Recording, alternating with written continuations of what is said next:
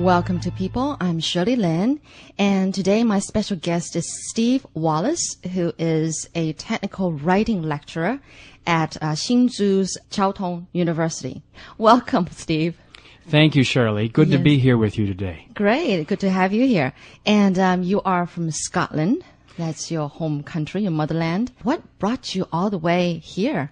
Well, you know, I came to Taiwan to teach English, actually, and I enjoy it very, very much. I have a wonderful experience with my students in my classroom there at Caotong University. And you've been here in Taiwan for how long now? 8 years. In fact, I have my Taiwan ID card right now, my permanent ID card. Yeah. Oh, I didn't know that. Yeah. Oh, okay. Yeah, well, yeah. Good for you. Are you proud of that? I am proud of that. It's hard to get. It took a long time, but definitely worth it. Yeah. Yeah. Oh, all right. Now, you're actually a descendant of William Wallace. That's right. Well, the greatest hero of Scotland, I would say. He was the one that Mel Gibson played in the movie Braveheart. That's right. Is that right? That's right. William Wallace lived Yes. about 1290 AD, Yes. Mm-hmm. and he was a simple farmer who led a rebellion against the English. And he was a common man, but very, very tall. History tells us he was 7 feet tall, which is much taller than myself. And Wow. for his time, that was giant. Yeah. And he had a sword that no man could lift. He was very powerful. And he, in my family, we have a collection of ancient books going back hundreds of years. The pages are cloth in the Old English, and they explain the true story of him. And in the movie Braveheart, they took some liberty with the details. There was no princess, for example. Oh. But the wars are all accurate, and he was still is a hero in Scotland today. Well, thank you for filling us in on that story, because I'm sure that probably some listeners don't know much about this movie Braveheart and the story of William Wallace, but you must feel proud you're a descendant of him. Yes, we are very proud. You know, he was the first Lord Protector of Scotland for a brief period before he was killed by the English. And during that period, you know, even though he was a common man, he was a good king. And his statue is still in front of Edinburgh Castle today. If you go to Scotland, you can see his statue and Robert the Bruce, the other leader of Scotland, on the other side of the castle. Wow. And we have a family pattern, or we say tartan, that we will wear, that is red, black, and gold. And gold is what we got after William Wallace was killed. They added the gold to our symbol because of his royalty in our family. And then we also have a symbol, we say coat of arms, is an arm with a sword, and our sign is pro libertate, means for liberty. Or for freedom. And that was his famous word that he said just before he was killed. Freedom. Yeah. Oh, okay. Now, you say that you've been in Taiwan for 8 years, but I still don't know why you chose Taiwan. I mean, what happened?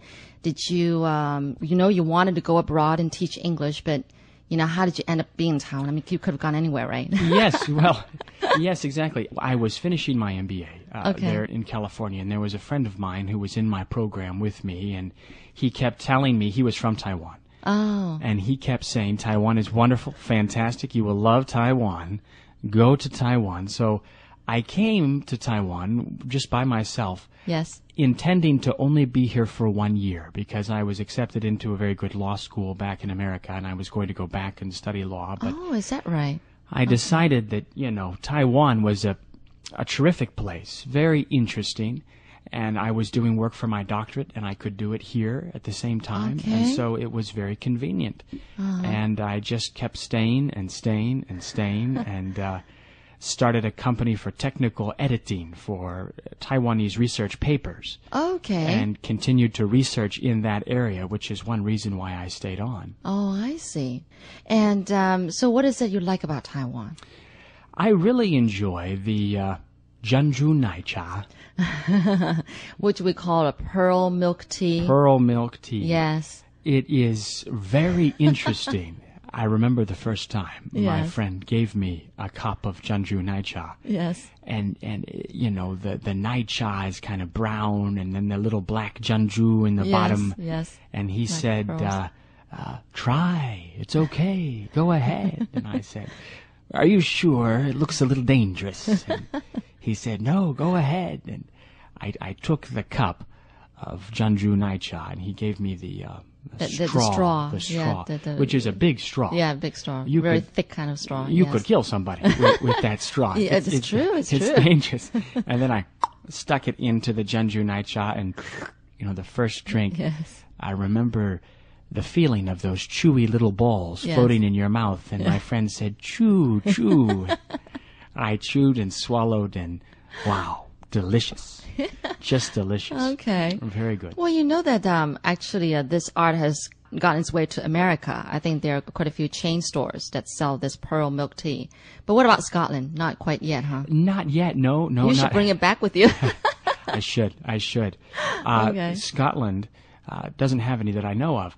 But I noticed that the Jeonju Naicha outside of Taiwan is not as good as in Taiwan. Yeah, that's... I wonder why. I don't know. I think we lose something when we cross the ocean or something. There's definitely a breakdown in quality.